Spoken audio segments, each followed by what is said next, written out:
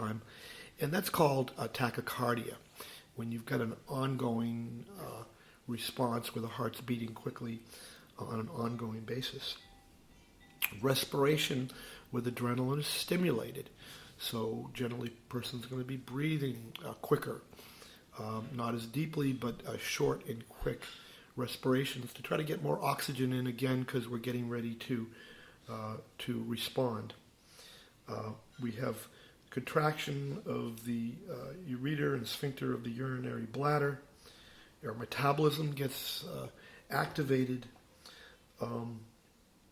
and our blood actually becomes more readily coagulated. Certain factors called platelets in our blood get activated so that we can clot quickly. So the blood is getting ready, what we call the sympathetic branch of the nervous system is getting the body ready for an injury, so that if we get cut or we get wounded, or we have an injury, that can heal quicker, so that the coagulation actually increases. In that respect, if somebody is stuck in fight or flight, one of the symptoms they may notice is bruising. Obviously, there's other things that can cause that as well, but it could also be another indication that their body is in that fight or flight, particularly when combined with some of these other symptoms. So adrenaline is the chemical that basically gets the body ready for fight or flight, activates fight or flight. It's secreted by the adrenal medulla, which are two glands that sit on top of the kidneys. And over a long period of time, if the adrenals continue to put out adrenaline, we can go into what's called hypoadrenia. And what hypoadrenia is a depletion of the adrenal glands with long-term stress. Again, we have to remember that this system is really designed for short bursts, 10, maybe 15 minutes of activity, and then the body goes back into a parasympathetic response, and things will settle down and relax and go back into the digestive function. Now, if there's certain triggers, and when we speak of triggers, we can speak of physical triggers coming in through our nervous system, or emotional triggers, or even thought triggers. There are certain triggers that can turn this sympathetic system on. And in the beginning, it can be a variety of different things. It could be, something happening, some kind of trauma, like a car accident, or a sudden death in the family, or bad news, or ongoing stress to the nervous system. And once that trauma is installed in the body, meaning that we have a memory of it, oftentimes we'll start to, even after the trauma is over, we will continue to think about it and remember and visualize that trauma. And on an emotional level, our body really doesn't know the difference between an imagined trauma, one that we're thinking of, one that's not currently going on, and something that's real. So we can get a trigger of our sympathetic nervous system even with a thought about something that's traumatic. And if we're continuing to play that particular incident or the trauma, or we're continued to be exposed to high levels of stress, your body doesn't know any difference between the actual stress and the thought of that. So particularly in this day and age, where we have access to news, and we have access to video, we have access to media on a very ongoing basis, some of that can be very traumatic to our system. And essentially, we can end up triggering by the repeated input of traumatic situations or stressful situations. We can continue to trigger our autonomic nervous system to go into sympathetic mode and cause our body to continue to put out adrenaline. After a certain period of time, when the adrenaline is activated because it does release a certain amount of energy in the form of glycogen and in the form of another hormone called cortisol, which we'll talk about a little later. We can actually get addicted to that. And that's what we call the adrenal rush. We get that little quick energy, doesn't last very long, but unfortunately after that we start to crash, and then our energy drops. And then we go below that energy level into fatigue. If that cycle continues over and over again for a long period of time, we can start to go into what's called hypoadrenia. Some of the symptoms of hypoadrenia would sort of be the opposite of what adrenaline does. So the blood pressure can start to drop, particularly when someone stands up quickly. They can start to get vertigo, dizziness. Again, we mentioned the photophobia, the sensitivity to bright light. Fatigue can be another symptom of hypoadrenia. One of the other things that can happen over time is that the immune system can start to get depleted. And this is under the influence of a hormone called cortisol, which is kind of like our natural anti-inflammatory. It's another hormone, or what we call a stress hormone, that triggers an anti-inflammatory response so that your body, again, is ready for injury. But over the long term, cortisol can cause your body start to deposit belly fat around the midline. It can start to suppress the immune system. Can start to have some negative effects on how your body responds to stress.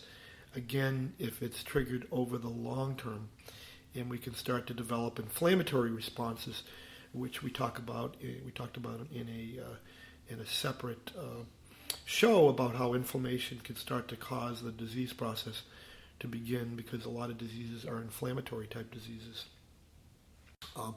Our muscles can become chronically tense from being stuck in the sympathetic response, in a hypoadrenic response, because again, we're getting ready for fight or flight. We're tensing up so that we're ready for action.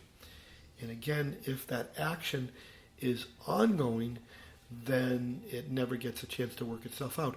One of the reasons why runners and people that do long distance running, or even short distance, 5K runs, the reason why it really helps balance their body, particularly the type A personalities where they tend towards that adrenal response, is it gives those muscles a chance to work off some of that extra energy that's built up in them.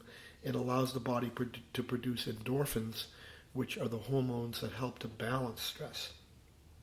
So that exercise is a great antidote to the sympathetic response. Again, because the muscles are tensing already to get ready for activity. So if we put them to use with exercise in short bursts, that helps to disperse some of that energy that's going there. Again, we mentioned another symptom of being stuck in the fight or flight response as digestive problems. Nowadays, we see a lot of digestive problems, GERD, reflux, problems with irritable bowel, various digestive problems. And a lot of these can be related to stress, because the sympathetic response basically shuts down the digestive system so it's not working effectively, again, to get us ready for a fight or flight. If we're chronically involved in the stress response, then the digestive system isn't getting its proper energy, as well as the sphincters, the valves, closing, and so the food tends to go in the wrong direction. We call in Chinese medicine this rebellious qi. It means that instead of the food going down, it's coming back up, which essentially is what acid reflux is. And often people are given medication for this, which helps to decrease the irritation and the production of hydrochloric acid, but it's not necessarily fixing or getting at the stress response as far as correcting that. So again, when this balance is maintained for the short term, then it's very useful for us to react and to respond to our environment, so that if you see that car coming towards you and you're crossing the street, you're able to get out of the way quickly. Or if you need to respond quickly to an emergency, you've got the energy available to do that. But when this imbalance or being stuck in the stress response or the fight or flight response is maintained for the long term, chances are you're headed for some kind of a dis-ease process.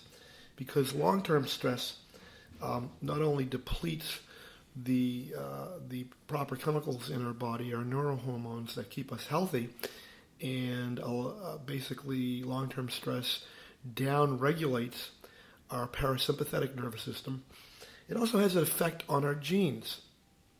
There's a new study of genetics called epigenetics, which is being basically showing that our genes actually change with long-term stress. They become down-regulated. So the healthy genes, which maintain healthy function in the body to maintain proper production of certain proteins and certain chemicals that we need, start to get down-regulated.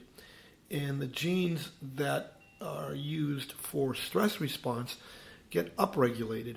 And this has a very wearing effect on the aging process in the body. We also become conditioned to the rush of chemicals, particularly adrenaline and noradrenaline, that we actually become addicted to them. We get into that adrenal rush because it gives us a short-term rush of energy, and that we start to depend on to function, so that we often will create internal stress by thinking about stressful things in order to trigger these hormones. So it almost becomes an addictive cycle where we're creating drama and creating stress in our life so we can get access to these chemicals, so we can get some energy, but this is really a downward spiral in the long run. So that basically we need to think of our body more as a finely tuned instrument that makes these different chemicals like adrenaline and cortisol, and has a very fine balance between our sympathetic and our parasympathetic nervous system. And if this balance is upset by long-term stress, then we can start to develop symptoms that can indicate to our higher nervous system, our frontal lobe, which is our conscious nervous system, that there's something wrong, that there's a problem here. That's what symptoms are all about. But because we're so conditioned to either ignore or suppress symptoms rather than trying to get at what the cause of the symptoms are, the problems can get worse, and then our internal chemistry can start to change, and these symptoms can start to get deeper and develop into what we call a disease or a dis-ease process. It's not too late to change those things, and there are ways of changing our internal state. But again, it's important that our frontal brain, our conscious brain, and the part that we're aware of, start to gain awareness of what these symptoms are, and pay attention to them, and notice whether or not we are engaged in thinking that is triggering a fight or flight or a sympathetic response. Now, once this has been going on for a long enough period of time, the conscious level of it becomes unconscious. And what that means is it starts to become automatic. We're not really aware of it, where it's running on its own. It's feeding itself. It requires very little conscious energy. And so it's operating on basically what we'd call autopilot. So in order to change this, one of the first steps is to have an awareness of what's going on, to take, take note of how do we feel. Is our heart beating rapidly? Is our digestive system not working properly? Are we getting acid reflux? Do we have photophobia? Is the heart racing? Are these symptoms going on? Are we stuck in negative thinking? And to note that, to just create an awareness around that, because the first step to changing anything is to have awareness. Note what's happening.